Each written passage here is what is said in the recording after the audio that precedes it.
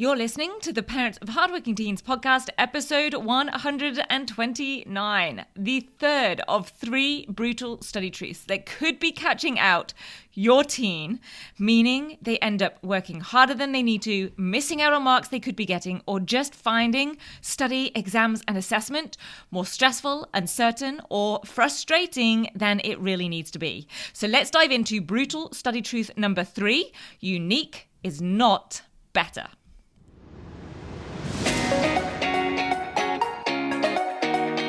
I'm Katie Jones, and with over 15 years in education as an award-winning high school teacher, international external examiner, and as a study coach, I've helped thousands of students skyrocket their results and confidence. And this podcast is where I share all my insights, tactics, and tips with you, the parent, so you can help your hardworking teen get happy, smart, and successful in their study, and have you both enjoy the journey along the way. This is the Parents of Hardworking Teens podcast. Hey VIPs, I hope you and your teens are doing great, and I hope you're enjoying a wonderful Easter break. I think pretty much everywhere is on Easter holidays right now, or very close to. Is there anything better than the snap and taste of that thin chocolate that only comes with an Easter egg? I don't think so. Chocolate is my absolute biggest weakness though. So that and Bakewell tart, which is a very English sugary treat. So maybe this is just me. Now, if you haven't previously caught brutal study truths, number 1, more is not more, or number 2, markers don't care, then you can go catch those straight after this, because these truths do not have to be in order, but I definitely recommend that you know about and are aware of and act on all 3, because these are subtle issues that I know from experience not many students are aware of. And when that happens, I see these things essentially working against your teen. And that is a recipe for wasted time, wasted effort, and potentially disappointing results. So, brutal study truth number 3. Unique is not better. Choosing or producing something unusual or that no one else is doing does not necessarily mean better marks or higher results. Even though I know that a lot of students often will be reluctant, especially, those ones with high aspirations and high achievers, they will not want to choose the one that everyone else is doing.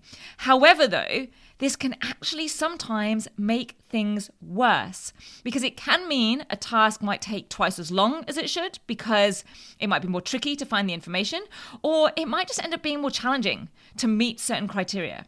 Because unique is not considered as more clever by marking criteria. In fact, it almost never even appears on the success criteria at all, even in creative tasks. Now, yes, something like an artwork or an artistic performance may do a little bit better if it has some originality or unique ideas. But, and this is a big but, only if it meets all of the other criteria as well. So as an example, I'm going to share with you the difference between an A and B grade in the SACE syllabus for visual art. So a very creative subject, and this is for one of the Year 12 grade descriptors. It says, produces artworks showing highly proficient communication of sophisticated and inventive ideas for an A grade. And it then says produces artworks showing proficient communication of clear and well-developed ideas for a B.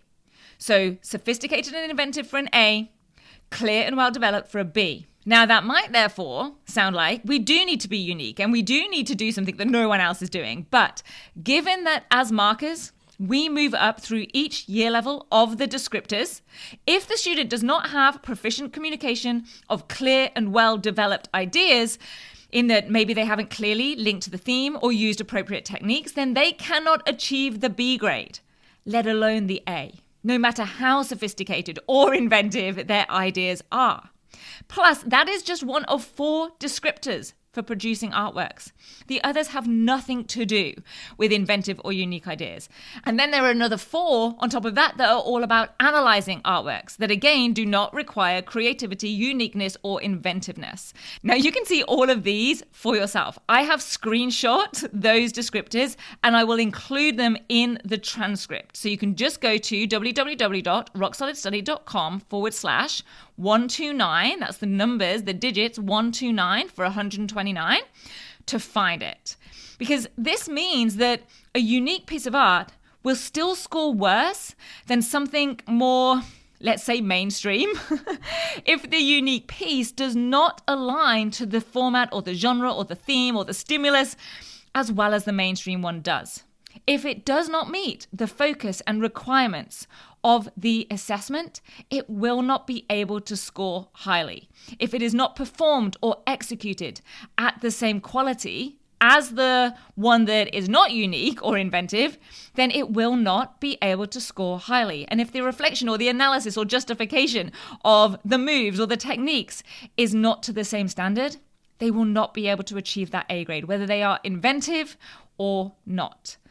But of course, it is totally understandable and easy to understand why, in a subject like visual art or any other creative subjects, a student might be putting a lot more importance on trying to be creative or inventive or coming up with something unique. So I coached a student, Shweta, a while back. Now, you might have seen Shweta in a case study video from the 10WGT or from Next Level.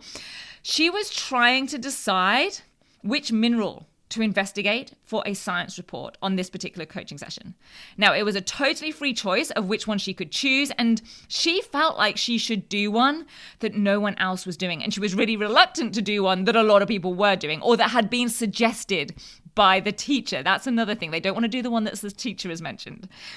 But this is not a good criteria to choose by. Now, the mineral that she wanted to do, or that was unique or different or unusual, it might have ended up being a perfectly good choice. But the reasoning behind that is not a good reason to make that decision. And this is why, whenever there is an option or choice for a task, and a student has already decided or at least has an idea about what they want to choose, I will always ask them, why did you choose that?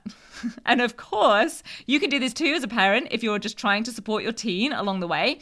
And if their reason is linked to the task requirements or the mark scheme demands, then those are good reasons. For example, if they say something like, well, I know I need to be able to show this, and this is a great example of this thing that I need to include, then that's a good reason. Or if they say, hey, there's plenty of quality research and information from a variety of reliable sources that I will be able to use, that is also a good reason. If it's because of something else, like I'm just interested in it, or it kind of sounds like fun, or no one else is doing this one, or I already know a little bit about it, then it might be a good choice. It's not that it isn't, but we need to figure that out for sure by checking against the task requirements and mark scheme demands first. Because there are no bonus marks on a mark scheme for choosing the topic or the option that no one else is doing. There is no success criteria that is about how unusual a topic is. Now, you can actually watch the clip of me going through this with Shweta and me also doing this with another student as well. I've put them together because I share this brutal study truth with students all of the time. So I will paste this into the webpage of this episode. So that's www.rocksolidstudy.com/129. And you'll be able to see that video clip as well. So I'm not saying definitely don't choose the most unusual or unique. What I am saying is make sure it checks the boxes that are important in how that task is going to be completed and what is required for success. Will that topic allow your team to reach the criteria that they are aiming for? And if it does check all of those boxes, then great, but be sure to check. And don't be afraid to do something more simple or less unique or that others are also doing. You cannot be marked down for any of those things unless you end up producing a very simple and basic response.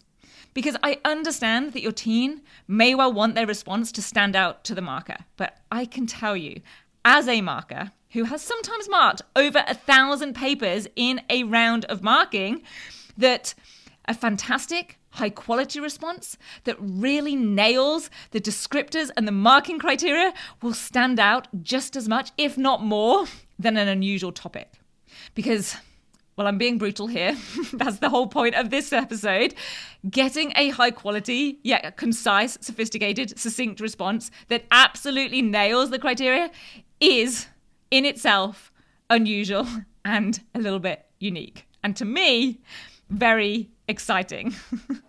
So I would love to hear from you. If your teen has maybe fallen victim to this or any of the 3 brutal study truths that I've shared in this mini-series, have they seen the difference it makes when they understand them and see them and can adjust accordingly? Drop me an email at support@rocksolidstudy.com to let me know and tell me their story or tell me the issue that occurred or tell me how things changed for the better once they grasp these concepts. I will be sure to respond to you personally because I love to hear from parents and students about their real life experiences. And it helps me to be able to provide the most relevant and most useful information and insights to you as we keep moving forwards. So I hope this little mini-series has been helpful. If you know any other parents or carers who might also find this kind of information and insight helpful, then go ahead, take a screenshot and send it to them. I love it when I get a good podcast recommendation for myself, so I'm sure they will love that from you too. I will see you back here next week, and in the meantime, have a fantastic rest of your week. Take care, and I'll see you soon. Bye.